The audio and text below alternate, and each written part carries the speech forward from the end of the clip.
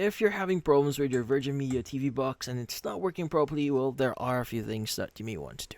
So first things first is you want to start with the basics. So that includes your power input. So first check if your TV box actually has power. So make sure that plug is firmly in the socket and the switch is turned on. Then take a look at your TV input. Sometimes it's just set to the wrong HDMI source. Use your TV remote to cycle through your HDMI options until you see the Virgin screen. Now, you'd be surprised how often it's just that simple. No power or wrong input can make it look like the box is broken, or well, in this case, it's just really fine. Now, if this doesn't work, the next thing that you want to do is you want to check all your cables. Now, look at the back of your TV box. Make sure every cable is snug. Now, the power cable, the HDMI cable, and especially the coaxial cable that connects from the wall. Now, if you're using a splitter, double check both sides. Any loose or damaged cable can cause your box to lose signal or shows nothing at all. Sometimes just unplugging and plugging them back in gives a proper connection again. And also, you may want to give it a quick reboot here. Now, you need to reset things there sometimes. So unplug your Virgin box from the power outlet, leave it off for about 30 seconds, and plug it back in.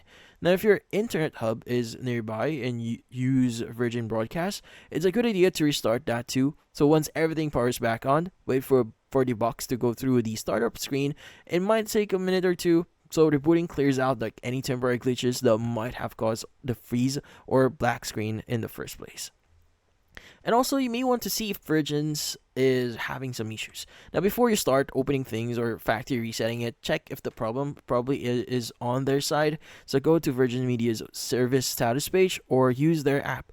Now, it'll show you if there's an outage in your area, so you can also sign into your account to confirm your subscription is active and your box is still authorized. Now, if the whole neighborhood is down, then it's just a waiting game until they fix it. And next is you may want to look at the light on your box here. So you need to pay attention to the light on the front of your Virgin TV box. Now it's like a little signal telling you what's going on. Now, if there's no light at all, you're not getting any power. Now, if it's flashing or stuck on amber, it might be updating or frozen mid-boot. Now, if you keep restarting over and over, that usually means a software issue. And this quick check helps you figure out whether you're dealing with something simple like a loose cord or something deeper like a firmware glitch. And finally, you may want to try reset if nothing works here. So if you tried everything here and still not working, it might be time to reset it. So go to your box menu and navigate to Help and Settings. Go to Clear or Reset Top Box here and choose the factory reset option. This will refresh the software and clear out anything that's bugging the system. Just remember, you'll lose your saved recording and settings here, but it's worth it to get things running again. After reset, let the box restart fully, and it can take a few minutes.